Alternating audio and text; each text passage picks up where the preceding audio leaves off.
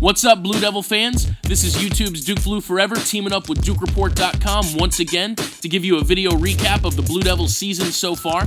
We start off with Duke's Big Ten ACC Challenge game against Wisconsin in Madison.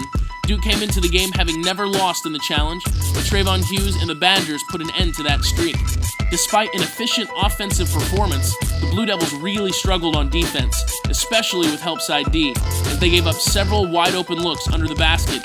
There were a few high points for the Blue Devils. Andre Dawkins single-handedly made it a close game late in the second half by hitting 4 consecutive threes and showing Blue Devil fans why he definitely has the sweetest stroke since J.J. Redick played for Duke. Kyle Singler scored a career-high 28 points, and he made some ridiculously good plays, especially in the first half, where he scored 17 of his 28 points. Unfortunately, he also made a few really bad plays late in the game that kept Duke from being able to tie it up. Wisconsin won 73-69. Duke rebounded a few days later with a victory against St. John's. Everyone played pretty well for the Blue Devils in this game. Nolan had 16 points and hit 2 of 3 from beyond the arc. Shire had 15. And despite starting off slow, Singler got hot in the second half on his way to 17 points for the night. But the biggest surprise of the night was the play of Thomas and Zubek, who continued to turn in their best performances of their careers at Duke. The Blue Devils won 80-71. Duke had 10 days off for exams, but they showed no sign of rust as they manhandled Gardner-Webb. There really wasn't anything to complain about in this game, as pretty much everyone played well. Miles had a good game, scoring 13. We got our first chance to see Mason Plumlee play significant minutes, and Blue Devil fans certainly liked what they saw on both ends of the floor. He blocked some shots and also made some really athletic plays.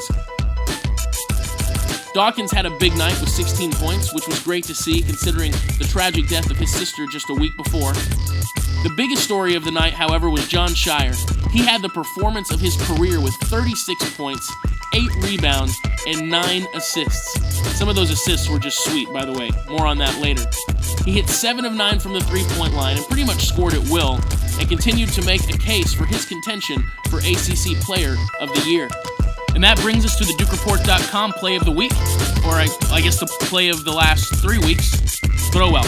If we had to pick a runner-up, it would be Kyle Singler's tip-in off an oop from Nolan Smith in the St. John's game. Smith makes the oop pass, but it's a little off target, but Singler still has the presence of mind to find the ball and tip it into the basket. It was an excellent play. The top play of the week was a no-brainer.